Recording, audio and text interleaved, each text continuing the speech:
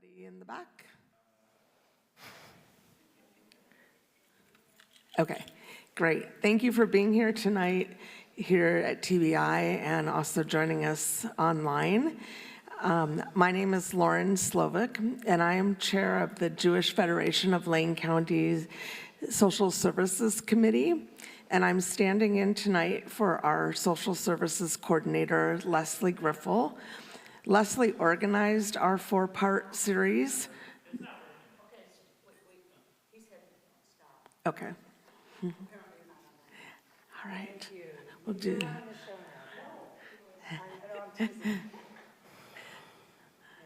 That was just practice. Thanks. Go back live. This didn't happen last time, so I'm not sure what the deal is, but That's okay. Okay. Technical difficulties, we'll give it a minute, and otherwise we'll start, and online will join us when they join us. But we'll give it just a minute to see if we can figure out the bugs. I was joking before that I studied social work because I wasn't good with computer and technology, and I'm better with people, and I stand by that still. So give it just a minute, and then we'll start up again.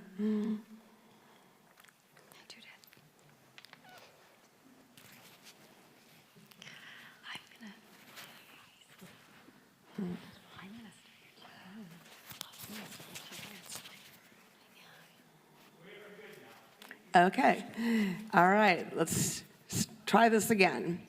So again, good evening, and thank you to those who are here at TBI and who are joining us online.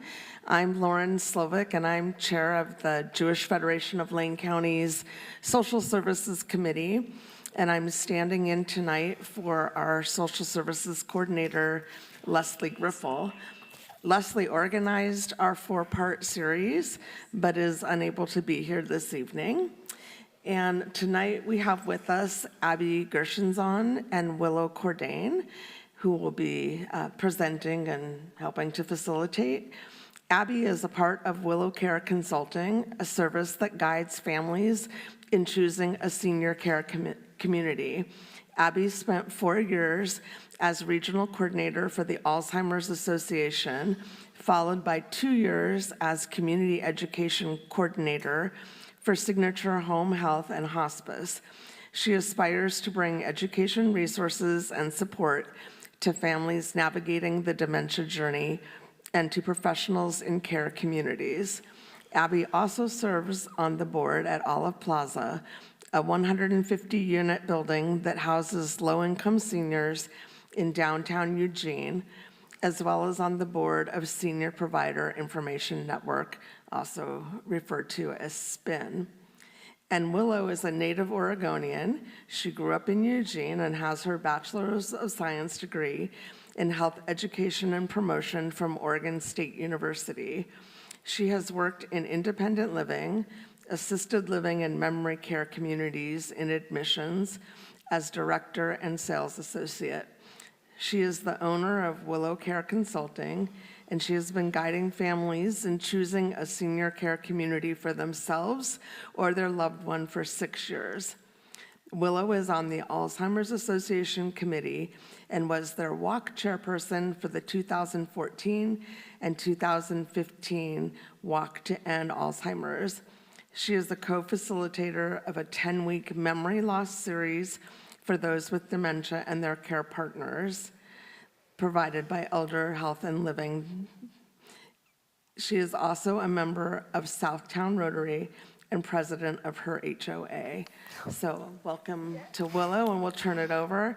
We will be taking questions as Willow As they come. determines, as they come, not just at the end. So thank you. Welcome, Willow. Thank you. Thank you so much. All right. Thank you. Thank you, everybody. And it's good to see some faces here that I know, and I know there's some folks online, so welcome. Thank you for coming to use your time for this evening. Normally I would have a PowerPoint, so that hasn't quite worked out, and so this is This is a flexible adaptation night, so we're good to go. But you guys do have a flyer, or those online have that ability, I think, to see the document. So I guess I do need to stay here. I can't move around, right? Because then people can't see me online. Okay, I'll just get out my wiggles here. So this presentation is really about planning for the eventuality of the potential of moving into a senior care community. So oftentimes, most of us in our thinking, we plan for staying at home through end of life. And that's a very human, normal thing to think and feel and want. And many of us can do that. But there are times that that's not possible. And oftentimes, even if we have a plan A, just like anything, it's good to have a plan B. And so really what I'm here to talk about is plan B and how you might think about it, how you might go about choosing a community, and what are the types of communities in the Eugene-Springfield area. Because my background basically is I help families navigate that choice in the Eugene-Springfield area. And what that means is I have to know all of the communities, how they're run, what their staff ratios are, what their reputations are, what they're known for, what they're not known for. And so it's given me a broad understanding of how to talk to folks about what they want to choose. And I get the question all the time, well, what's the best place in town? Well, that's not the right question. The question is, what's the best fit for the person I'm talking to? And so you're not going to necessarily get what you would get if you were sitting with me and me talking to you directly about what you want, what you value, what health issues you might have. But you're going to get a good broad overview of what's out there in the Eugene-Springfield area. And it might start you thinking about making a plan B. It could even be a plan A. You want to move into independent living because there's social activities and it's fun and you don't have to cook anymore and you don't have to clean anymore, so yay. But a lot of times it's plan B. So let's start off with talking a little bit about your plan A, though, just to kind of get us into the mode here. So your plan A, which is oftentimes your home, and I have a cute little PowerPoint of a beautiful little home, right? Because we all love our homes and this is where we feel comfortable in. And it makes much sense that we want to be there.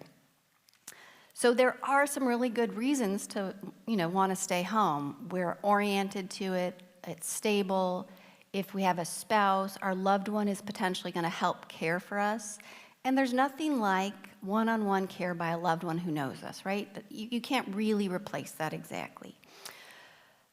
And also by this time in your life, you've paid off your mortgage and it's expensive to go into communities. So it's sometimes more cost-effective to stay at home, right? There's reasons to stay at home. Not only that comfort, but the cost. You get that individualized care from friends. You can bring in-home care, though. Now, if you start to do that too much, it becomes very cost prohibitive. So, for example, if you have to have somebody around the clock to help you because maybe your mobility is so poor that you can't get out of a chair without somebody helping you and you're falling, that can cost you $25,000, $30,000 a month. And so a lot of us can't do that.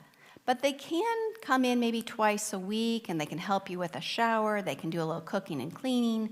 So that's where it becomes more able to stay in your home.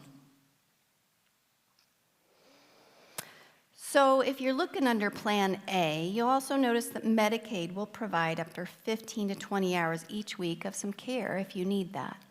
And I'm not going to go deep into what Medicaid is because that's could take another 2 hours to talk about. But essentially, when somebody potentially runs out of funds or does not have funds and they need some care, Medicaid will cover the cost of assisted living. It'll cover the cost of memory care, which can be $7,000, $8,000, $9,000 a month. So there's something that, I'll touch on that a little bit throughout this topic, but if you do run out of funds to pay for in-home care and you're living at home, Medicaid will bring in-home care to your home. And that, hopefully I didn't confuse anybody just by that little brief bit. We'll talk about it more and hopefully that'll come to be more clarity of what I mean by this as we go through this. So I've talked about how it's nice to stay at home. We want to stay at home. You can stay at home. There's good benefits of it. But now we're going into Plan B. So What I'm going to talk about right now is the different options, and I'm going to talk about it as an umbrella. So if you think of flowers, flowers is the term for all the different types of, and the underneath flowers is tulips, daphnes, all the beautiful things that are out there right now in springtime, right? So I'm going to talk about senior care living as the umbrella, and then in there, on one side of that umbrella is independent living. And all the way on the other spectrum would be like a long-term nursing home. And there's a lot of things in the middle. So we're going to start off on independent living, and then we're going to go through. And then once we've kind of talked about what these are and aren't, because I think it's very important to understand what independent living is and where the line is where you can't stay there. Same thing with assisted living. You can get evicted from assisted living just as much as any place, right? And we want to know what those lines are. Same thing with memory care. So we're going to get this umbrella. We're going to talk about independent living first. And the reason I'm starting with independent living first, you'll also hear it called retirement living. So retirement or independent living. This sometimes people refer to it as kind of a lifestyle choice. You move into independent living because maybe you don't want to cook anymore. Maybe you don't want to clean anymore. So it's once a week cleaning. Usually you have all your meals covered. It's an apartment complex, but analogy that I would use would be more like a cruise ship that's docked. Think of a cruise ship that's docked, right? It's got a whole bunch of little apartments. You know there's some activity directors having some fun, right? And they're going to provide you some good meals. They're also going to provide you transportation. And that's actually a key thing, because as we age, one of the things that we may not be able to do as well is drive, right? Part of aging is we lose our response time is slower. And so we get to a point where maybe we're not supposed to drive anymore. And so if we can't drive, we've lost some independence, right? And so how do we still shop? How do we go to the doctor appointment? Maybe our partner can do that with us, but maybe not if we're single or if our spouse has passed. So oftentimes when people come to me, independent living, you're moving in because you've lost some ability to maybe transport yourself. So let's recap. So you get food, you get housekeeping once a week, you get, it's usually 3 meals a day. You'll have activities, there'll be live music coming in, there'll be fun things, so you're getting socialized, right? Because sometimes as we lose our ability to, say, drive, or as we become less out in the world, we get a little more isolated. And that's what I see with my clients who move into independent living. Sometimes they become more isolated. Oh, thank you.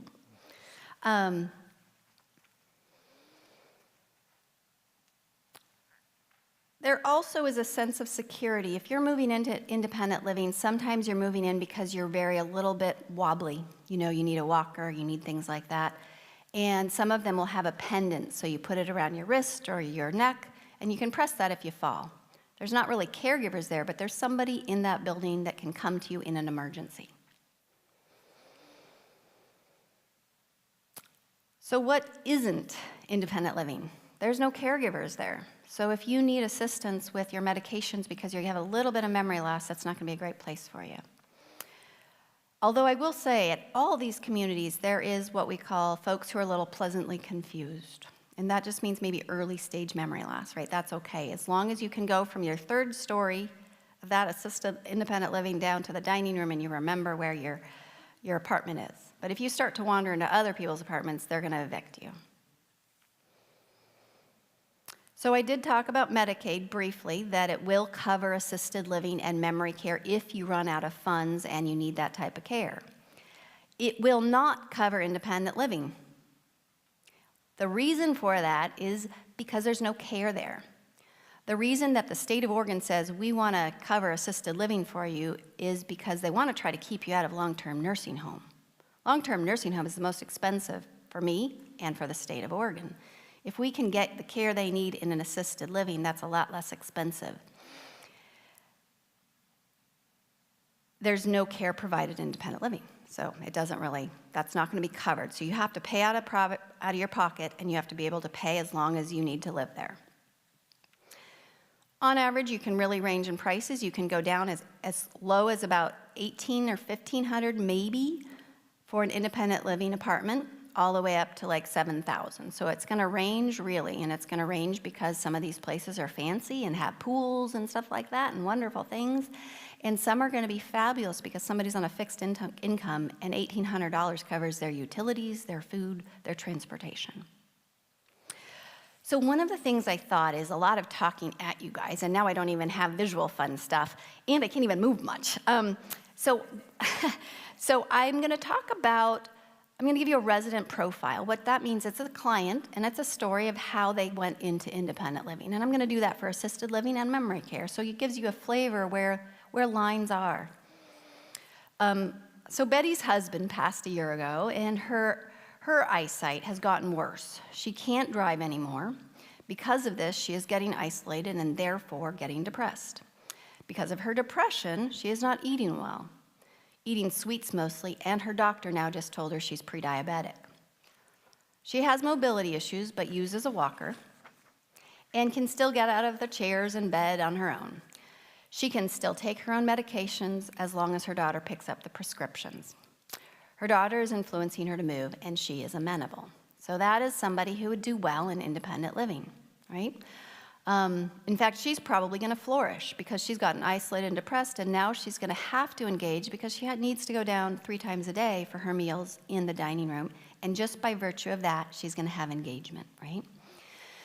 So you can kind of see how sometimes people say, God, I want to stay in my own home all throughout my life, but really for some folks, it's really not a great option, and they're actually going to do better in a community. We are social creatures, even if we are introverted ones. So, okay. So does anybody have questions about independent living? You know, one of the things, independent livings can be standalones, meaning that's just one building with independent living, or it can be on a campus where there's independent living, assisted living, and memory care. And so you can kind of transition as you age into what you need. So now what we're going to do is talk about assisted living. And I know that a lot of you probably know, I know what independent living is. I know what assisted living is. So I think, let me just touch, before I jump into assisted, independent living is going to give you notice at a certain point in your life, potentially. And generally, when somebody gets an eviction notice from an independent living, it a lot of times is related to memory care, I would say, because you do need to navigate large hallways. There's no real super small independent livings. They tend to be large. You're independent, so you need to remember to come down to meals on time. You need to remember to get onto that bus to go to your doctor appointment. You need to remember how to do medications. You also, I had a funny, it's not really funny, but I had a story where a daughter said, well, they really gave a notice because mom was walking out in the hallway with her underwear, carrying her pots and pans, right? She got pretty confused, and so she was behaviorally inappropriate for an independent living.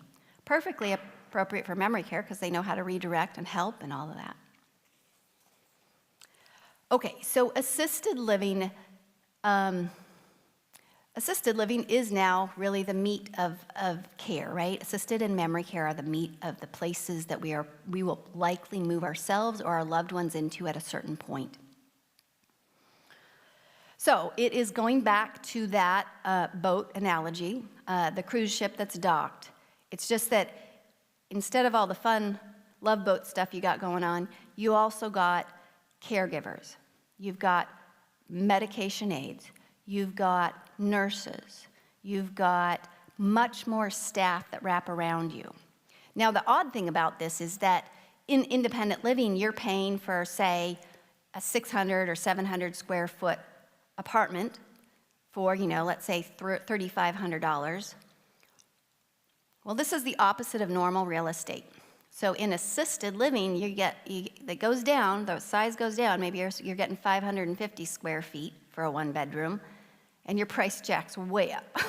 So it doesn't, but what you're paying for isn't the real estate. You're paying for what wraps around you. So you are going to have caregivers there 24/7. they're going to wrap around at nighttime, right? So maybe you don't need any assistance during the day, but when you get a little confused when you're getting up at night, you keep having falls when you go home, right? Or when you're at home. So you need to be able to press a button, which you can, again, have around your wrist or here.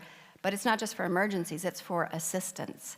It's for, I need to help getting to the bathroom. Or it's for, I can't reach the book up there. Can you come help me get it? It's not just for care. It's for, I'm confused because I have a little memory loss. I can't figure out my remote. Or just I can't figure out my remote because it's confusing, right? So can you come help me? And, the 18-year-old's going to do it much better than we will. So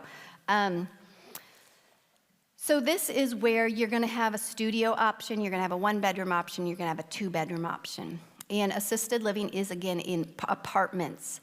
And oftentimes it's going to be a little, not quite as big of a building as well as apartment size than independent living. So we're kind of going down again a little bit. So an average care staff ratio is 1 to 17-ish. My happy place when I'm talking to clients is 1 to 15-ish, and it give or take a little there. So when you're thinking about assisted living, the people that, when you press that button, it's the caregiver that comes to you. When you press that button, it isn't the nurse that comes to you. There's going to be a nurse there 5 days a week, not 24/7. That's really expensive. That's a long-term nursing home. But they're going to be on call. If you fall and hit your head and the med tech doesn't know what to do, he can call her or him and get some advice. So these do average in size from about 425 square feet to, a two-bedroom you could get to maybe 900 square feet, 1,000 at the most-ish, give or take a little bit. So if you're thinking in your head, what? I have a house of 2,500 square feet. How in the heck am I going to do that? Well, in my business, that is one of the bigger questions. Somebody can need all sorts of care at home, and they're falling, and they're going to the hospital frequently, and things are happening. But the idea of downsizing overwhelms so much that they will not make the change. And I'm not talking to one specific person in here. But this is a common thing. It's absolutely. We've created, 80, 70 years of our life, we've started to collect stuff that's meaningful to us, that helps us identify who we are. And now you're asking me to get into a 800 square foot home? What? So, we don't move into assisted living for the fun of it. We move into it because it'll help our lives be healthier, longer, and happier, hopefully, and safer, right? There is that balance in life of risk and safety. And we can't put ourselves into a bubble. That's no fun. We still have to live. But we do have to balance that. And I think that as we age, we've always been able to drive. We've always been able to walk up those steps. We've always been able to do these things. And we are fine until we're not fine, right? And unfortunately, sometimes, majority of my clients come to me, 75% of them, when they just become not fine. They had inklings, things weren't doing so well, but they were kind of getting along. So that's why I like the Plan B here. Just coming back to that first thing. If I was to advise any of you in this room thinking about it, just start to think about Plan B. And maybe even start to take a look at some places. It's great to know that, hopefully I'll never have to go there, but that place I did like the best. So assisted living, independent living, the costs I told you, right? It's just one flat cost. Assisted living is different. So it's a base rent. So that one bedroom that I want that's on that corner, that's a two bedroom, let's say, maybe that's $6,000 just at the base level. And then I'm going to walk in that door needing some care, and so they're going to assess me. And when I say they, the nurse from that community gets to assess you and says, we don't want you or we do want you. So you get to say, I want this community. They also get a say in it, right? Because they need to feel that you are a good fit for their community. And we'll talk a little bit about what that means and where those lines are in that they can say no, and there's definitely some people that come to me too late, and we end up in long-term nursing, and that my goal is to never, that's not where we think we want to ever be at the end of our lives, right? It's there for a benefit, but we don't necessarily want that. So if we go back to the base rent, $6,000, and then I might have a lot of care needs, and so maybe I've got another $1,500 on top of that, and then my spouse is coming in with me because we'd want to live together. and he doesn't need any care, but there's a second person fee, so that's maybe another $1,000. So now we're looking at the $8,000 a month. So it can get expensive. And I wish I could see a trend not, but it's actually with inflation, it's jumping up there quite a bit. So staying strong, taking walks, making sure your leg muscles are strong, your balance is good, your core muscles are good, you're eating well, the longer you'll be independent. So what are they going to help with in assisted living? They can help with medications. So sometimes somebody's got Parkinson's, and that's a very strict, you got to have it on certain time slots. And it gets a little too confusing for somebody. They are med techs. So those caregivers are going to come if I press the button, but the people who are going to give you the medications they're specially trained for doling out medications. And that means that they will take over the responsibility. They will order the medications. It'll get delivered. You don't have to deal anything like that. They're going to help with any toileting and transportation to doctor appointments, showering, dressing. They can do pretty much a full gamut of what you need. You can be in a wheelchair in an assisted living. But most of the time, I can't do this. Most of the time, you have to be what we call a one-person assist to stay in assisted living. And a one-person assist means, I can't actually walk anymore, but I can sit in a wheelchair and I can stand up with the help of one-person assist, see? I can put weight on my feet and I can pivot and I can transfer into, say, a bed or a toilet. And if I become a two-person assist, where it takes two people, because maybe I can't put weight on my feet anymore, some assisted livings will allow you to stay there, but a lot won't. Unless you are on imminent hospice, because you can go through end of life at assisted living. At a certain point, you will be bedbound. It's more the long-term two-person assist. And I just mention these things because you may not remember them, but I want you to remember that that there are things you can't, if you talk to a lovely marketer in an assisted living, they're going to tell you everything's fine and we take care of everybody through end of life. And most of the time that's true, but there are definitely caveats, so be aware of that. If you feel like your loved one is going to, maybe they have a lot of mobility issues, they may go into a two-person assist down the road, then you really want to make sure you're choosing an assisted living that allows for that, right? So that would be one of the big things that people come to me as a two-person assist, and I'm very limited on the options. Is there a question? You can move around as you want. Oh, I can. And I don't know if you know, Michael is showing your slides too. Oh, There's okay. about 20 people on. Okay, great. Well, if you were online, you get to see my pretty slides, but you get to see me in full person here. So I can move around a little, which is kind of more my nature, so that's great to know. So thank you. Thank you, Michael.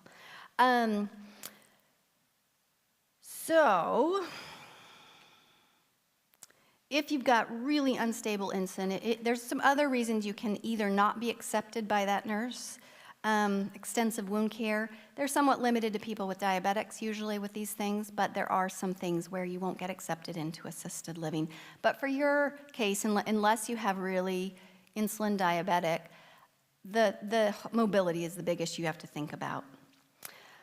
So the other reason you can kind of get evicted, say, from assisted is the memory care issues. And, just like when I walk up Spencer's Butte, everything hurts a little bit more than it used to, right? My body's aging and it's not as elastic and all that stuff. Same thing with the brain. So we can get age-related memory loss, but it can go, then we can also go into memory loss, dementia. And so, like I said, you can be pleasantly confused in an assisted living. Somebody who has a diagnosis absolutely can live in assisted living. It just matters at what level. So if I moved in with my husband, who technically is non-existent, but let's just pretend. If I moved in with my husband and he has a little bit of memory loss, moving in with me is probably going to help him because I can kind of counterbalance some of his things. But if he moves in alone, he might not do as well. So sometimes if you are a couple and you want to be together and you're seeing what's coming down the pike, you may want to think about moving into assisted living a little sooner, because if you wait so long, because my husband now has mid-stage, and that assisted living is going to put the kibosh on him moving in. But if you bring him in a little bit sooner with me, they're going to let him progress a little bit more once he's in. So the issue is, on admission, they're going to be a little more careful, but as they progress in the community, you're going to be allowed to stay there longer. There's a couple reasons for that. One of them is that actually it helps the person with memory loss to start to put synapses, their roadmap down in. Okay, I remember how to get down to the dining room. I remember that I pressed this button. The earlier we can get somebody thinking that, the longer perhaps they can keep doing that, right? And so that would be a reason that Plan A, you may want to start to switch to Plan B sooner than you thought, because then you can be stable in a community together, which is, if you're married for a long time, separation is very traumatic for everybody. And so that would be one situation I might suggest to family to think about moving in sooner.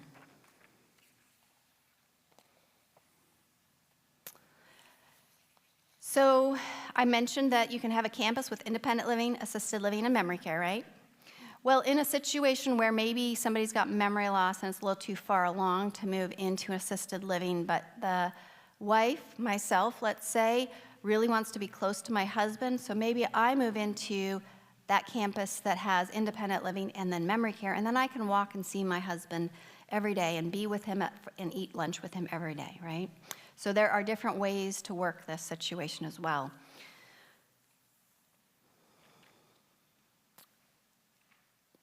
So I'm going to talk about another resident profile, and I hope, yeah, go ahead.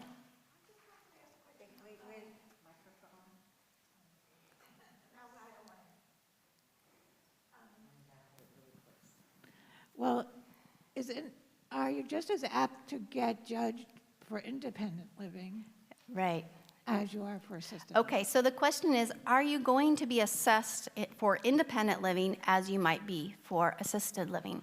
And the answer is no, and I believe it's technically illegal for you to be assessed in independent living because, on admission, they're technically not supposed to ask you about your health issues for independent living. And the reason is that kind of falls under your regular housing rules. Like if you go into regular apartment complex, they can't ask your age, and they can't ask a few things, right? So independent living actually falls under slightly different license, so they're not technically allowed to. Now, if you move in and cause a ruckus through memory loss or behaviors or things like that, they have the right to evict you, but they can't really stop you from moving in. Whereas assisted living and memory care absolutely have the right to say no. They don't even really have to give you a reason. They usually will. I've never had them tell me this directly, but occasionally, though, I just know that they're not accepting somebody because the daughter is so hard to work with. So they're assessing the family. I guess I'm going to give you that kind of piece of knowledge. When they are assessing the loved one moving in, they're also a little bit assessing the family around it, because that loved one and the family are essentially part of now this assisted living, right? So that it becomes, they want to make sure that it's a good fit, I guess. And honestly, though, I think in my business, we call folks sometimes high-maintenance daughters. They could be high-maintenance sons, too. But those are the best ones. They're really good advocates for their loved ones. So it's okay to be high-maintenance daughters and sons and stuff. You just want to do it not just with stick, but with carrot as well. So, okay. So I'm going to do a resident profile again. Martha broke a hip at home, unfortunately, and she went to the hospital and ended up in a rehab. So this is kind of back to we're fine until we're not fine. Something can sometimes just happen out of the blue. It was determined by family in conjunction with the rehab staff that she would not be safe to go back home due to her increased falls recently. She also had early memory loss, and her husband is unable to take care of her due to COPD, a lung issue, and general weakness. She needs help with mobility, which is a one-person assist. So if you remember what I just said, needs help getting up, pivoting. She needs help with showering and medication management. They chose a small assisted living with an attached memory care in case it is needed for Martha down the road. Dad is unrealistically sure he does not need help. Dad is unrealistically sure he does not need help. I think that the other piece of advice, I'm going to stop myself there with this profile. The other piece of advice is that if you start to get a lot of feedback from your doctor, from friends, from family, gosh, shouldn't you be moving in? Or why don't you think about it? I would really suggest you not be your stubborn selves, because we are stubborn selves when it comes to somebody telling us what to do. That's fine. We are autonomous beings. But I would suggest you at least stop, think about it, because I can't tell you how many folks, the daughters, doctors, everybody says somebody should move because there's really concern about what's happening in the home. And I have to tell them, because dad won't do it or mom won't, make a decision, or that the house is too much to deal with. And then I can't help, but I have to tell them we won't be able to move them until there's a sentinel event. And a sentinel event is considered basically a thing that throws somebody into a hospital, a major change of condition, and basically the realism of what's happening kind of has to hit them in the head.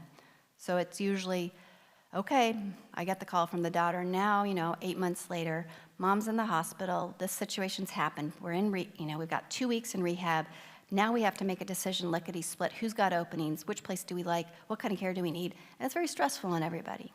So it's really good if, even if there's a spouse situation, you've got one person who's against it, the other person's open to at least looking, that other person should just go do some tours so they have that in their back pocket. And if something happens, at least they've had a visual of some of these places and can talk to daughter on the phone. I really liked the Springs. I really liked Willamette Oaks. I really liked Spring Valley, whatever it is. So again, I'm a broken record. Plan B, everybody. Just get it going in your head a little bit. Start thinking about looking. So dad is unrealistically sure he does not need help, but at any time he may. Family is relieved to see them both in a community. Again, all of these I took from clients, and this is how it kind of progressed. So, we talked about the price of this, $6,000 to $8,000, depending. If it's just one person in a studio, it could be a little bit less. It could be more if there's a lot of care. So I'm going to talk briefly about Medicaid because it's full topic. So you can see how if you've saved money throughout your life, $8,000 a month, it can add up pretty quick, right?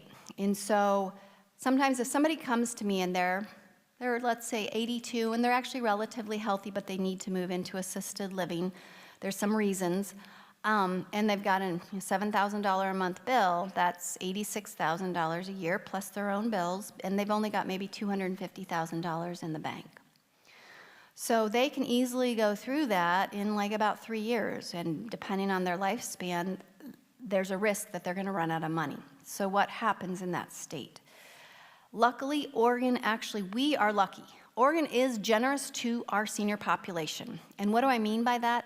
If you run out of money in that assisted living, in that scenario, and you've only got, say, $2,000 coming in from Social Security, what do? Well, you make sure you're going to choose a community that has a Medicaid contract. 85% of them do, so I would say it's pretty easy to do that. Some of my favorite assisted livings have Medicaid contracts. And that means that if you run out of that money eventually, the state will pick up the tab. Yeah, they're going to take most of your $2,000, not all of it. They're going to take most of it. But then you get to stay there through end of life. So that's the gist of what Medicaid does for folks. The state of Oregon reimburses assisted livings and memory care at a reasonable rate, whereas in a lot of states, they don't reimburse either at all, or they reimburse such small amount that either the communities are kind of, not our first choice, or nobody's offering those beds because it doesn't have as much. So in the state of Oregon, we are lucky, and that means that we can be safe as our loved ones age through this process. So, when I sometimes bring up the next option for folks, we call it a foster homes. They like, ugh, I heard a story. I don't know about that. Isn't that for kids? No, and we don't call them really foster homes anymore. They're called adult care homes, I guess, would be the new nomenclature. But if you see a ramp at somebody's house in your neighborhood, it's possible it could be a foster home. They are embedded throughout the Eugene-Springfield area. I'd say there's 70 plus foster homes throughout this area going out into Cresswell. So the state of Oregon regulates them just as much, and for some people, it's a really good fit. So I was mentioning assisted living 1 to 17 staff ratio, right? 1 to 15. Well, foster homes are 1 to 5. So that's great. That's way different. It doesn't fit everybody, and I'm going to give you a little case scenario. So 1 to 5 means that there is one caregiver in there taking care of 5 folks, and there's a maximum of 5. That person might be on shift for 3 days, though, and they are, by state regulation, required to sleep, thank goodness, right? And so that means if you move into a foster home, you don't want to have nighttime care needs, so there's some limitations to this. You're going to have your own bedroom. You're probably going to share a bathroom. It's probably going to cost you $4,000 to $5,000, so we're talking a little bit less. And you're going to get very highly attuned one-on-one attention for your loved one. Now, if we are a social bunny and we need activity and we need space and we need a full apartment, assisted living is going to be a better fit, because in assisted living, they're going to call up, guitar entertainment dude, and they're going to bring in entertainment. They're going to have an activity director, right? We're going back to our boat. Foster homes, you're not going to have that. But some folks aren't going to use all of that in assisted living. And in fact, it's almost too much for them. Maybe they run anxious. Maybe they have a little too much memory loss, but they're not quite right for memory care. So it's less expensive. You get very good attention. And there are some great ones out there. There's a woman who owns it in Cresswell that she's a nurse, so she will take some of my folks who are maybe a little bit more towards hospice, and she can get really good, highly attuned attention to them. And it's not quite as expensive. Foster homes can have Medicaid contracts, just like assisted living. So, Barbara was living in a large independent living community.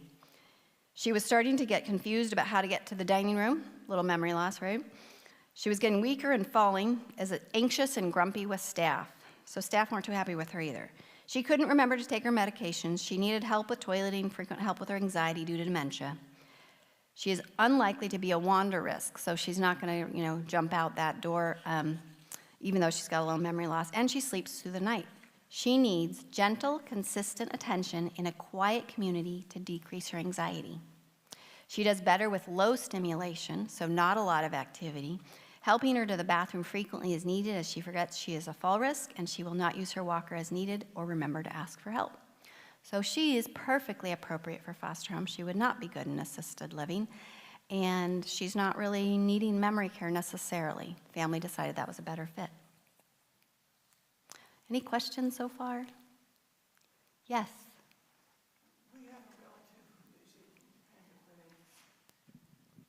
We have a relative, and in that community, it's necessary to buy your apartment in order to move in. Plus, there's a monthly. Right. In this area, are there places like that also? Good question. So the question was, Stuart has a friend who had to actually buy the independent living apartment, or at least pay a large fee, I'm guessing, and then also had monthly fees on top of it. So no, there aren't quite that. There is one community in town. It's in South Eugene. It's called Cascade Manor, and it does fall into slightly different model than the rest of what I'm talking about. So in that instance, they have what we call a buy-in fee, right? So a buy-in fee of, like, say, $250,000, and it kind of, that price point depends on which apartment you choose. And so you have to walk in the door and you only are accepted into independent living. You have to be pretty healthy, and it's a large move-in fee. And then you have to pay a monthly fee. So I guess we kind of have that. It's not so much you buy, but you have a buy-in. Yeah, exactly. So there are, in sometimes larger cities, there's going to be more of those types of things where you have large buy-in fees. Now, at Cascade Manor, just as an FYI, you get 80% of it back when you die. Or leave, thank you. I know, right? I should say that better. Yes, although that type of community is designed to take you through end of life. They even have a rehab in their building. So you can break a hip, go to the hospital, and come back to that particular building. So that's a little bit of a unique one, and there is a name for it, continuing care community, something, I always get the acronym a little off. And it's a lovely community, but it's really meant for folks who are walking in the door healthy, a year or two wait list. So that's, a unique thing. And I have toured there, but it's not often. So going into memory care, we're going to quickly what time are we getting, Miss Abby? 40 minutes. Okay, perfect. Okay, so I think it's important to know what memory care communities are, because my suspicion, especially folks who are a little bit of an older generation, I come across folks sometimes who think of it much more like a long-term nursing home that's sort of scary back 30 years ago, and it's so not that. I have been admissions director in a memory care community, and it can be a beautiful thing for loved ones to move their family into this because it offers so much. So what is it? I'm gonna jump from my analogy of our large ships, and I'm going to go think back to college, dorm rooms, right? So we're coming back more to a smaller type of setting. When somebody has memory loss, they need their world to be smaller. Their ability to process is lower, and to make them as independent as long, we need to give them little bits of information, not lots. And so what that means is you're not renting an apartment just like you would be renting in an assisted living or independent living. You're renting a bedroom, basically. And you might even be sharing a room, but a lot of times you can have your own. You may have your own bathroom, you may not. And maybe it's a building with just 16 people, or maybe it's a building with 10 people, or maybe up to about 32 is the highest I see it. So 32 is getting a little bit outside my comfort zone, but it can work depending. So oftentimes they're cottages. There might be 5 cottages on a campus. There might be 10 cottages on a campus. There might be 1. So in that world, when you walk out of your door from your bedroom, you're in a very common area where you're going to hang out and watch TV with other people. You're going to hang out and eat with 15 other people. It's much smaller. But they're going to bring in some live music. They're going to have some activities that are designed specifically for memory care. I can tell you how many daughters have come to me that says, this assisted living is the worst in the world, and they litany off all these things that's not happening. Well, actually, what's happened is that mom's progressed with her memory loss, and their staffing's 1 to 17. Can you guess what a good memory care staff ratio might be, and not Abby? Judith, you might have a good guess. Yes, that's my happy place. She gets a gold star. So Judith said 1 to 5. So 1 to 5 is my happy place for people, for a memory care to have a staffing ratio. So it's kind of going to that foster home, right? 1 to 5. Now, a lot of times it's 1 to 7, 1 to 8. I've occasionally seen 1 to 10. But 1 to 5 is a really good ratio. So in that cottage of 16, there might be 3 care staff during the 7 in the morning to 11 at night, and then there'll be somebody at night. So this is the most important, and this is where people, they can't be an advocate for themselves because they may not have the cognitive ability. And so this is the one where I know families are most concerned about placing their loved ones in. And one of the things you will ask if you are doing some tours on your own for your loved one is talk about the staff ratios, ask them. I've occasionally come across where I swear I feel like the marketer is adding in the housekeepers and the cooks to their staff ratios. So you really got to ask, how many caregivers are there during the first shift? How many medication aides? Sometimes I see where it's, that medication is it's got 35 people to deal with. That's too much in my book. But that's not uncommon, right? So, there's ways, and I'm going to go through a little bit of what you look for in a quality community. You can also hire somebody like me, but you can certainly do it on your own. So it's dorm-style living. It's 24-hour wake staff, just like assisted living. It's got a lot of similarities to what it offers. There's housekeeping, there's cleaning, there's food, pays for your utilities. It pays for that staff ratio. So you can think about that. That staff ratio means you're going to jump up in price even more, right? So now we're going down to a much smaller real estate and the price goes up. So you're seeing a trend, right? And so that means that you can, if it's a private room with care, $7,500 to $10,000, easy. You can get a little less if you do a shared room. And I can't tell you how many times I've had conversations with family, oh, mom would never want a shared room. Oh, well, who is mom now and who was she a year ago? So part of my job is to help folks accept where a loved one is and actually what they would like.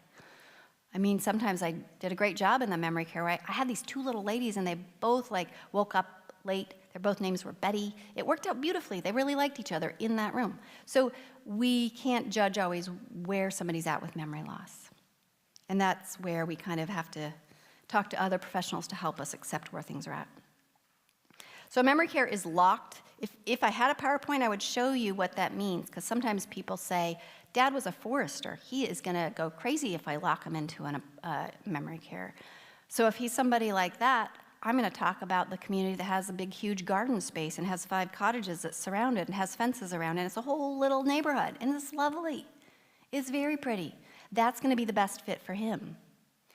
If I've got a lady who's pretty high functioning, but we need to put her in memory care, she can't quite make it an assisted, and she's still visually aware of her surroundings, and she has always had a very high aesthetic, and she's still aware, then I'm probably going to have to choose a new community that's got a very visual appeal, because she's at the stage where that's important to her, right? So that's when I say, what's the best community in town? Yes, the staff ratio is important. Yes, who owns the building can be important. Yes, is the management changing all the time? Those things are all important, and that's why those are things I know. But we also have to understand what are the values of the person, right?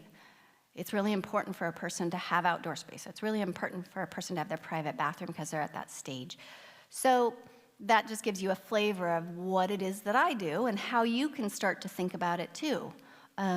Make sure you're just accepting where your loved one is. So when is it too late to place somebody in memory care? When will they say no? And I do come across this enough that this is my harder ones. Again, we go back to that 2-person assist. That's a pretty standard across the board because it takes 2 people off the floor. Now we have less people on the floor for the rest of the folks, so that's kind of the reasoning. I can still get people in on 2-person assist, but very rarely. The issue with behaviors, right? So behaviors can happen, whether they're paranoia, anxiety, or aggressive behaviors. If you move in, just like if you moved into that assisted living where you've got a little memory loss and you can kind of age in place, it's the same thing. If you move in with not the major behaviors, and then maybe some behaviors come up, they're going to really try to work with you. But if you try to get in the door with major behaviors, they're going to kibosh it, right? So this is where people can wait too late. Memory care is also not specifically for hospice, so we wait until somebody's on hospice and move them into memory care. Most memory cares are going to say no, because really this is for living, for getting things, that they're not designed just for hospice, I guess is the main way to put it. And I will talk about the one hospice house in town. It's amazing and it's good. So we do have that available here in town, way out Coburg, almost towards Coburg, really, the town. So I think that's it for regarding that. Let me give you a little resident profile. Mary was living in an assisted living for over 3 years successfully. She has been diagnosed with Alzheimer's, but had not been able to navigate the small one-floor assisted, or had been able to navigate the small one-floor assisted until recently. So if I'm moving somebody in with memory loss, but there can still be an assisted, I'm going to probably look at a small assisted living so they can navigate and kind of get an understanding of it a little better. She's been going into other people's apartments at least a couple times, so she's getting disoriented to her space. That's a common thing in dementia. The community was concerned she might get disoriented even more and wander outside. So if you start to wander in assisted living, guess what happens?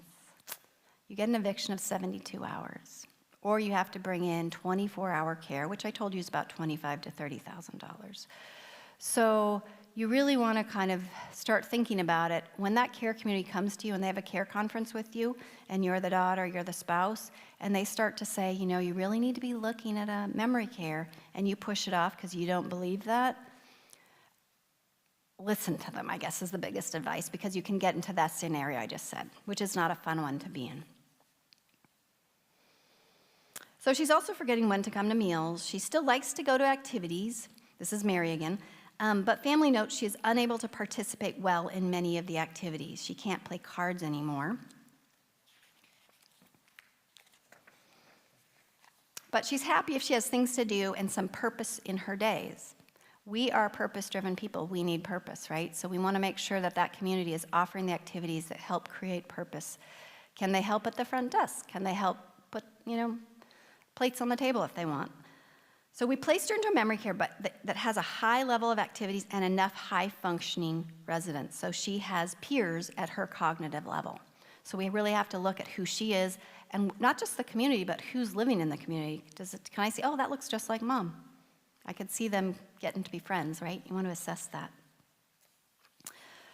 Well, I've done a lot of talking at you guys. Any questions? Any just comments? Yeah. I have a question about foster homes. Sure. Is it possible for foster homes, is it possible for, say, 5 people, friends or people in the community to create their own home? So the question is it possible for 5 friends to create their own foster home, essentially, right? So I think technically it's possible. I haven't seen that. There are a lot of regulations, and you have to have trained staff to start a foster home. It's not just like I want to open one here and, so there's a lot to go into it, and you need to have somebody who's got the expertise to run a foster home. So as long as you have that person, and that, so if 5 people decide, they all get along, so that's a big question. I mean, there's a lot of ifs to that question, I feel like. But you got 5 dear friends who've known each other for the longest time, and you all go in to buy a house or rent a house, and you've got somebody who can go through the process, which will take time. There needs to be an owner of that foster home, and then you will have to have hired staff, usually for those other days that the owner isn't doing it, running it. So it is technically possible. What more likely might be easier is just to find an existing foster home and move all your friends in, rather than try to get it all set up. So I think, I have girlfriends, we talk about it, and I remember some years ago, we're like, oh, we should all just, when we get older, get tiny homes and just kind of be on a piece of land and have community, right? Because I think that's part of, having community. That's why you guys are here. This is part of your community, right? So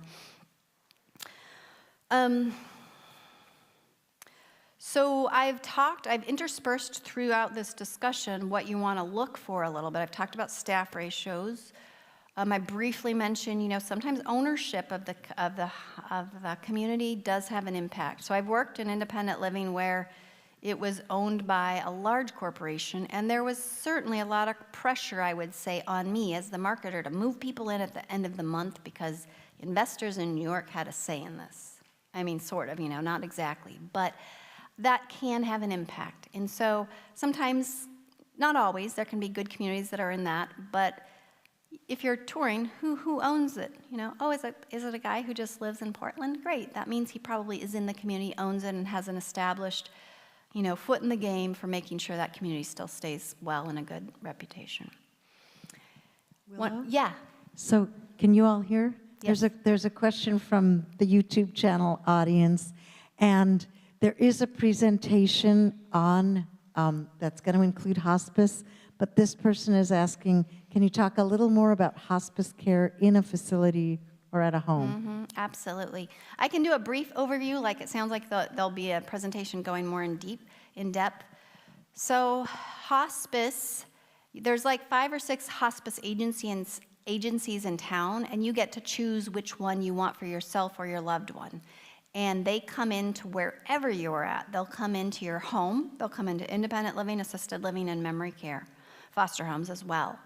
And they provide additional support. If you are in a community, they'll provide additional support in those communities.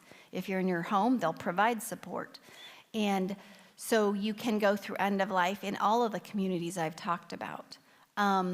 They don't provide like daily caregiving though, so if we think hospice, we think you get a nurse who will come in and you can access, they will help with medications, they might have a shower aide that comes in twice a week, they might even have a CNA that comes in here and there, they'll have wonderful folks, volunteers that come in with music, they'll have a spiritual person who helps you process what you're going through, so they're a wonderful additional support. And, hospice is designated for 6 months or less to live, but I swear I've seen people on for 2 years, or they graduate off and not by the normal route. We actually take them off hospice because they've done so well. So I would say one of the key pieces of knowledge I've gleaned over the years in this business is if somebody, a doctor or, somebody like that starts to have the hospice discussion, do not push it back. There's really not a lot of negatives to hospice, and I've seen people get that comfort they need through hospice and actually get better, and that's what they needed. It doesn't mean that that's going to happen, but it gives you free service, basically. Why not take it, It does not mean you're giving up on your loved one. You can still do most of the things. You can't do all of the things. You can't necessarily get treatment for cancer, but then if you want treatment still, you wouldn't be on hospice. So I don't know if that answers the question from online totally, and there's so much more that can be talked about hospice, but I'd say the key thing I tell clients is don't be afraid of hospice for your loved ones. You get so much wonderful support, emotionally as well as, pragmatically. So, yeah. Did you say they come to where you are? I did, yep, absolutely. They come to wherever you are, basically. So when you go for a tour at a community, you just give them a call and say, I'd like to schedule a tour, and you go in and you'll be talking to a tour person. And tour people are hired because they're usually friendly, trustworthy seeming, and want to please you. So what does that mean? They're kind people, but they are there to promote their building. And so you are not going to choose a community because, gosh, Willow was so friendly. I don't run the building. I never ran I wouldn't, you can pay me enough. That's a hard job. I'm glad there's people that want to be in operations. If you really want, what you can say is, could I chat with the executive director and get a feel for the executive director? Have they only been there a year? Then ask how long the previous one was there. If the previous one was there for 10 years, great. That means the company's probably doing something good and can keep good staff. If the previous was there for a year and a half, then we've got probably an issue going on. Same thing with the director of nursing. And you know what? One of the most important people in these places, assisted living memory care, are things you probably never heard of, RCC. Does anybody know what that stands for? Resident Care Coordinator. That's if you have a really good resident care coordinator and don't have a very good executive director, sometimes they can actually buffer pretty well. Resident care coordinator is basically kind of the manager of the staffing, and so that's a really key person. So if I were you, I would want to say hi to the executive director, I'd want to say hi to director of nursing, I want to meet that resident care coordinator. So those would be some good people to meet if you're really getting serious about moving in. Now, I will say if you do plan B now and you're not going to move in for another 6 years, things can change. So, there is an element of plan B being only so good too far in advance, because I will tell you, people come to me and say, well, this community A I heard was great. And I'm like, it was 4 years ago when the two sisters, director of nursing and the executive director, actually ran it. And this is a true scenario where it was my favorite assisted living. I loved it. These two sisters ran it. It was a wonderful, warm experience. And then they left and tunk, right? So those things change. You do, ideally, if you're kind of getting a little closer, you want to have two choices. Let's say it's assisted or memory care, because memory care is run really, do you have an opening? I'm calling places all the time. Well, we got one in a cottage with a bunch of behaviors. No, we don't want that one, right?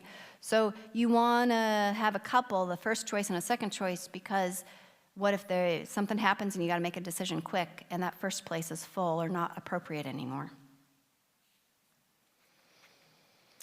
You do want to ask about some of the limiting factors for moving in. So here's an example, and this may not be appropriate to you, but let's say you have $35,000 in your savings because you decided to live throughout life and have lots of fun and you don't have a lot of savings left in your life. And now you need to move into assisted living and you've only got that $35,000 bucket. That assisted living, 85% of them I said have a Medicaid contract, right? Well, that doesn't mean that they're going to allow you in. They're not only assessing who I am with my care, they're assessing how much money I have.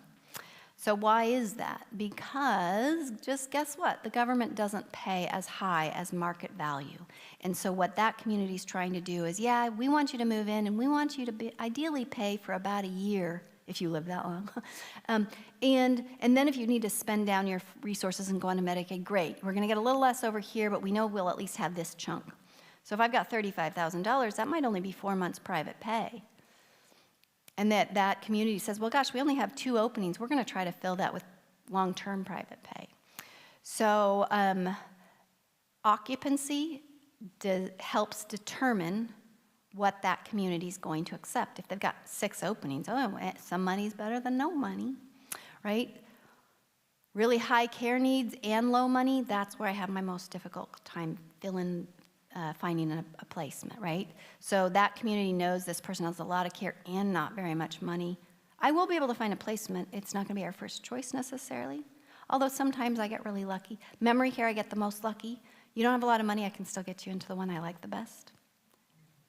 Doesn't mean it's the right fit for everybody, right? I said I like the best, but it's not the right fit for everybody.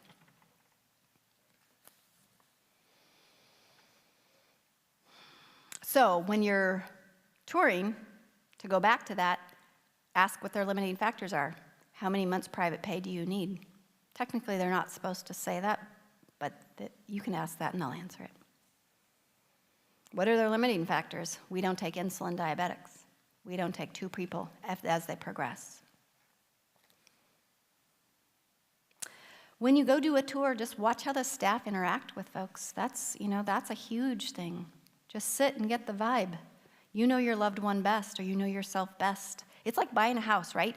There's a house for everybody, but one house could be just the wrong thing for somebody. So walk in, how does it feel? Oh, I can feel living in here, right? So there's an element of vibe, but watching how people engage and interact. If you do move in and you have issues, and there will oftentimes be issues, so what is the determination of a quality care community once you've moved in? Is it that nothing ever goes wrong? Nope, that is definitely not. These are human beings caring for other human beings. There's going to be mistakes. What determines in my book is how they fix the mistake. Do you have to talk to people 4 different times and 2 months later the problem is still there? Or do they acknowledge they made a mistake and they fix it and go on? Give grace to these places. This is hard work. The people who work there make $18 an hour, 17, 16. We don't, as a society, pay our caregivers enough, although it has gone up a little, but so has inflation.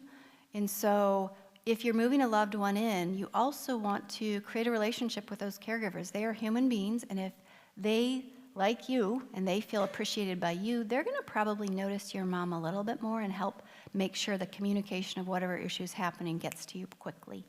So this is a 3-legged stool if you move into a community yourself or to a loved one. The 3-legged stool is the person moving in, the community itself, and the family. And all 3 of those are actually somewhat responsible for how things go, not just the community, right? So it's how you engage. Now, if your loved one is a very challenging client, challenging in whatever way it is, whether it's their personality or their care, we have to take that into consideration. If you've got a family who has expectations that are beyond what's realistic, I move people in, and sometimes people choose a community. I'm like, oh gosh, I hope it goes okay, because they're choosing a community maybe for the visual things, not necessarily the staffing. And they have a great experience.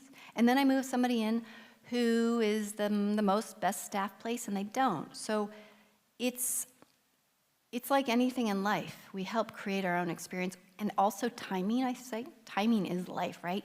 So if you happen to be going into a community and they're having a little dip in a staffing issue or something like that, somebody's on vacation that didn't get taken care of, there's going to be issues. But on the whole, there's good people that work in these communities, and they're all trying their best. So I'm going to kind of start wrapping this up. So remember how I started off with the umbrella? We got independent living And there is a question over there. Is that right, Abby? I'm going to hold for a sec. Yes. Okay. There's a question. Are there assisted living facilities that offer vegetarian meals for all meals? Absolutely. Great question. You know what? Communities are offering gluten-free, let alone vegetarian. So yes, they are, and they're getting a little bit better about that. Now, I wouldn't say they're excellent, though. So what I mean by that, especially like in a memory care, they'll say they can do vegetarian, but I always tell family, you know what? I would have two maybe options, nice frozen options of the garden burger or the whatever, and just provide it to them also, so they'll have the things that they can offer. You know, food I still feel could come a little bit further along in all these communities. You know, so back in years ago, before I was doing exactly this, I was coordinating food conferences between LCC, the farmers, ranchers, fishermen, and then all the institutions. And there was only 2 senior care communities that we were trying to get local people to buy more local food, right? Quality food. There was only 2 institutions in all of the senior care communities that actually purchased locally or got involved in that.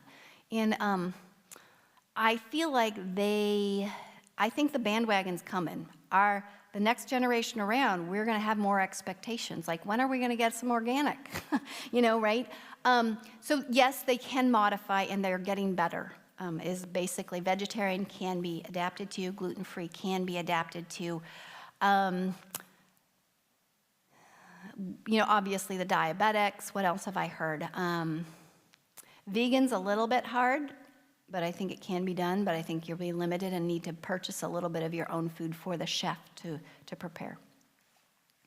So let's go back to the umbrella analogy when I started off with. We started off on independent. We went to assisted living, foster homes, memory care. So now where are we at?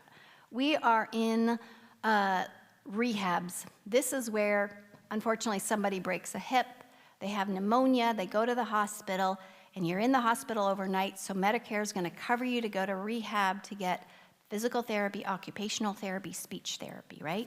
You're in an accident, anything. It could be young people, it could be old people, anybody can go into that scenario. And oftentimes this is where I get the phone calls. Oh, something happened, now we've got 10 days to figure it out. Because oftentimes, I will just tell you, you go in and say, oh, well, I got 99 days. Medicare says I have 99 days to get well in here. That is so wrong.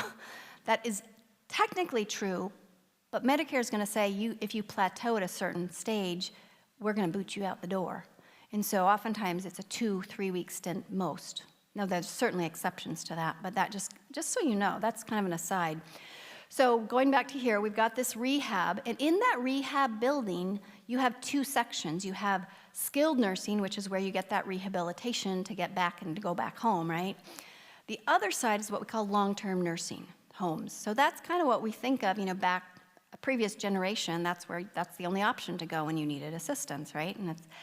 And a long-term nursing home is still within that same building, and it's going to cost you about $13,000 a month, and you're going to share a room with a little, you know, drape. So as you can imagine, that doesn't sound very appealing, does it, right? It's expensive, it's small space, and you're more in a facility, less a home. In assisted living, you create your own home, you bring your own stuff. Even in memory care, you do some of that too. So this is the place where I try to get all my clients so we don't have to go there, because it's not as comforting and we don't necessarily want that. Now it can be that you need that because you are 350 pounds and need a Hoyer lift to move you, or you have you have a tube feeding. No communities are going to allow tube feeding in terms of assisted living and memory care. There are reasons people need to be there, but it's not the ideal scenario. Okay, so now we're getting really close to that end of the umbrella. Now we're in basically the hospitals, right? So we've got hospitals, so we know what hospitals do. I guess kind of somewhere in that is also that Pete Moore Hospice House, which is a hospice house that was built on a land out in Coburg, like I mentioned, past Costco. It used to be a wedding venue, so it's beautiful in terms of just the space. And then the Cascade Health Solutions, I can't remember, Cascade basically owns it. And it's more for temporary folks. If you have a loved one at home not in a community, but at home, and they're in hospice, and you're getting tired out, you can have, Medicare will cover 5 days of a respite stay there. And it's $425 a day. It's expensive. If after the respite ends and they need to stay a little bit longer, I mean. Okay. So I am going to talk a little bit about what I do. I've already mentioned that I guide families. So if you were to give me a call, and there are more than me, so there's a lovely woman named Ronit that some of you may know. She does what I do, and we are colleagues, and we talk about, oh, did you hear this community changed this? So we are very much together. So you want to find the right fit of somebody like myself. It's easy to use us because we're a free service. We work on the real estate principle.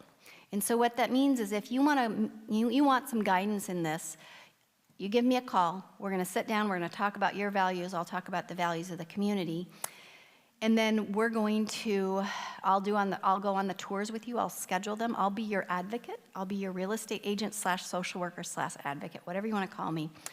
And then eventually, if you move into a community, your loved one moves into a community, then that community is happy that I brought them somebody appropriate, because that's part of my job, is to not bring somebody that a community is likely to say no to. And so then they give me a referral fee.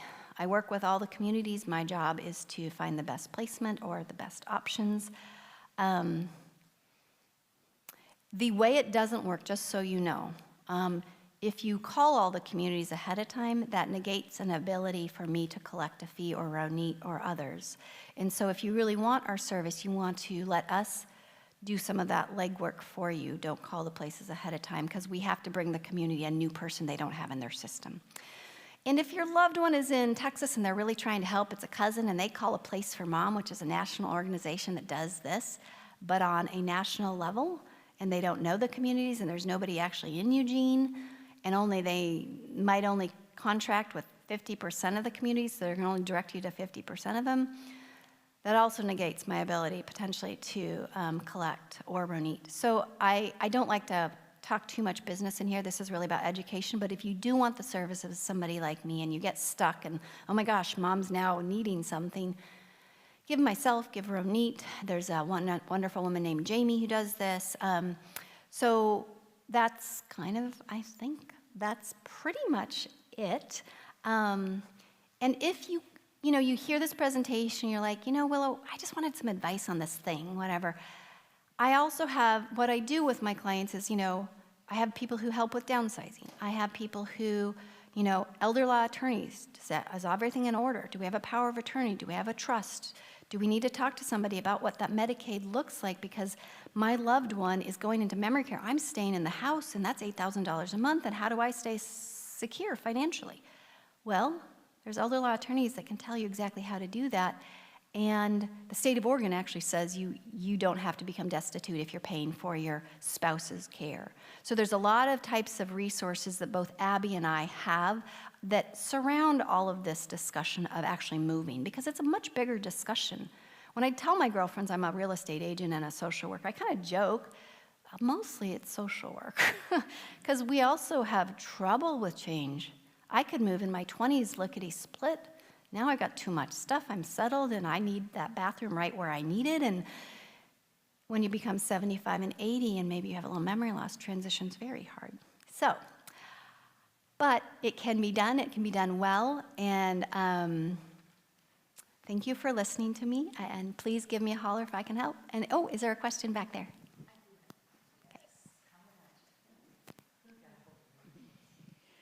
Thank you very much. It was all You're very welcome. informative. Sure. I'm Patty Barkin. Hi. Nice to meet you.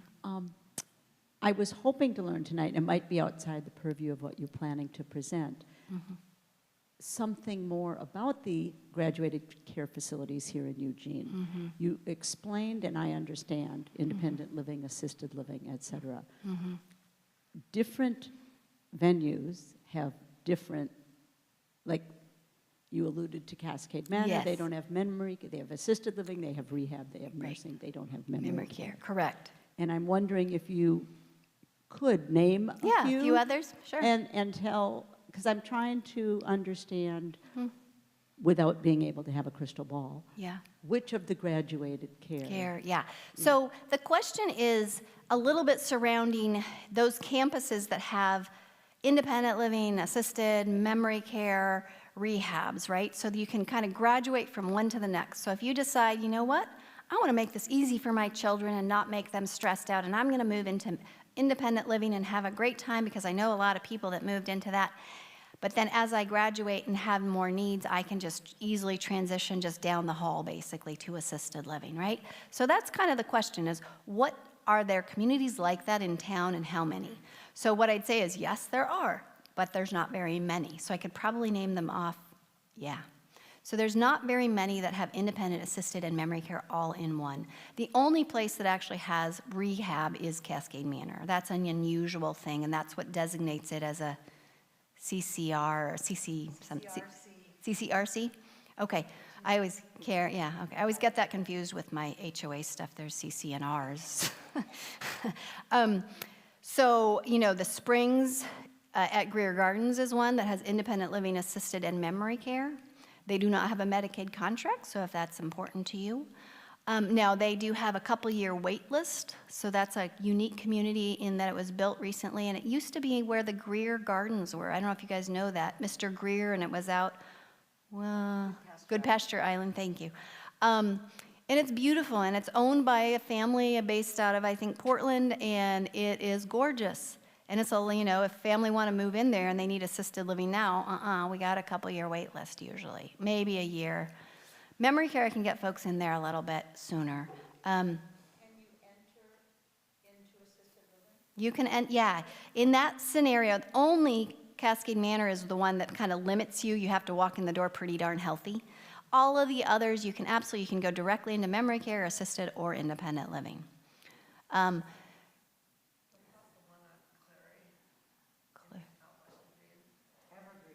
Yes, Evergreen. So yes, that's one of them as well. So that has cottages that are independent living. So that's a different thing. Sometimes you occasionally with independent living will have a cottage, which is basically like a duplex or a triplex. And then you have an assisted living, and then you have a memory care. Now that particular one, if you want to visit the memory care, you have to walk across a long parking lot. So if I have a husband who's got mobility issues and the wife is in memory care, sometimes that's not great, because even though it's not too far, it's hard to get to, and outside in the rain. There's Churchill Estates, which is one of the oldest ones in town, and that's by Churchill High School. You know, so it's got a little bit of an 80s vibe, right? So there is, so I would say off the top of my head, there's Waterford Grand, but that doesn't have independent living. So there's more places that have assisted and memory care attached than you have independent living attached, I would say. So sometimes people move into Willamette Oaks right next to Waterford Grand, which is a different building, and then they graduate that way.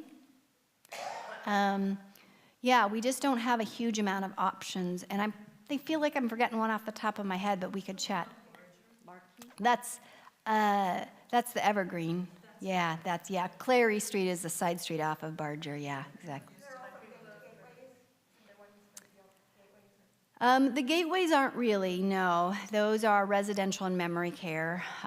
There's a Gateway Gardens, which is independent living, but it's standalone. Yeah, so. Yeah, so a brand new place that, there's a memory care by the Riverbend Hospital, and they've just built Esther, which is the name of the assisted living. Marquee, I knew that was the one I was forgetting. Thank you. You guys are great at this, so good job. So Marquee is brand new in town. Now they're a company based out of Portland, and there's a rehab called Marquee in Springfield, same company. And they have independent living cottages and apartments and assisted living and memory care. So that might be a good one for folks that are interested in the whole progression. Now they have had a slow time opening up, so right now it still feels a little bit less home-like, because there's, what creates a home? Usually people. So, but yeah, they're a brand new company in town. So, yeah. So just to clarify, there are ways to enter assisted living Within a campus like that, absolutely. if there is also independent. Yes. So to repeat the question for online folks, she was just confirming, there is a way to move into an assisted living that's on a campus of independent living, assisted, and memory care. Absolutely. The only one you can't do that is Cascade. Yeah, so you're safe. Any last questions? So there's one more Okay. from our online audience, and thank you, Willow. You've done an amazing job. You're getting a lot of really positive feedback from the online folks. Thanks, Abby. Do you have a counterpart in the Portland area? Yeah, I do actually. So I am part of an association that's part in Oregon. So us referral agents are regulated by the state. I actually have to get you to sign something saying you're working with me, and I give you my little license thing. And so up in Portland, there's quite a few folks. And I will say that occasionally I come across somebody that we just can't place in Eugene Springfield area because of whatever the situation is. They're too heavy care, nobody will accept them, there's too much behaviors. So I have a lovely woman who I've worked with up there who every time finds a good place in Portland. Portland has more options for whatever type of care you need, whether it's the independent, types of things or the really heavy care that we can't quite find for a bit. So yes, absolutely. So what I would say, if you are looking in Portland, give me a holler and I can give you a couple names of people that I trust that do what I do. And so that actually raises a question for me. So that raises a good question. I can just, Okay, that raises a good question. A lot of us are long-distance caregivers, Yeah. potentially. And so I know Portland was raised as an example, but I don't know how what you do is the same or different than a geriatric care manager. But I believe there are national associations There are. of geriatric care managers. Yep. Can you Yeah. speak at all to how somebody might Yes, find access somebody, that. not just Yeah. in Oregon or Portland? Okay, so the question is talking about geriatric care managers, and so I jokingly call these folks rent-a-daughters, and nothing against sons, but rent-a-sons could work. And so let's say if I have a client that lives in New York, but her mom is here, and mom is not going to move back to New York to be around daughter, but we really need somebody, mom's, let's say, in a memory care or assisted living, and she doesn't drive, and she just needs, that assisted or memory care needs a local contact, like we need more toothpaste, or can you take this person to the doctor because they need somebody in the doctor office, or we're staying at home and we need somebody to oversee all of the private caregivers that are coming in and just how mom and dad are doing. So that's why, like, rent-a-daughter, right? So they are called geriatric private care. Yeah, I call them private care managers, and there are 4 organizations in Eugene that do that. But if you are long distance, you can kind of Google geriatric, private care managers in that town and see what comes up, make sure they're part of the association. And oftentimes they're nurses, but not always. And they do have a charge, of course. Like I'm working with a little 90-year-old who doesn't really have any family. Her family has passed, and she's going into memory care. So we need to have a private care manager, a rent-a-daughter around her, because otherwise she doesn't have an advocate, and she needs one as a memory care person. And she also needs a fiduciary, somebody who can write out the checks, right? So they can do all of that, or they can hire out. They are the coordinator. Those are amazing people. Again, I wouldn't want to do that because it's a lot to hold, but there are lovely people that do that. And in other states, there's a referral agents as well. Not all states quite work like us, but a lot of them do. So I sometimes get, oh, you helped us, Willow, and now we need some help with another family member in Southern California. I just Google, and this is what you can do. You can Google referral agent, senior care placement, whatever. What you want to look for is maybe somebody who owns the business or a small company. You definitely don't want to go national, and just kind of call them and you get a good feel from them. How long have they been doing it? What did they do before? Like I was admissions director. Sometimes people were in the same role, or they were a caregiver, or they were even a nurse. So there's people like that. Does that help? Yeah, okay. Okay, for folks that are here, I'll hang out if you got any little one-on-one questions to ask, and Abby and I are happy to answer any questions or sit and meet with you down the road. Give us a call. Thank you, guys.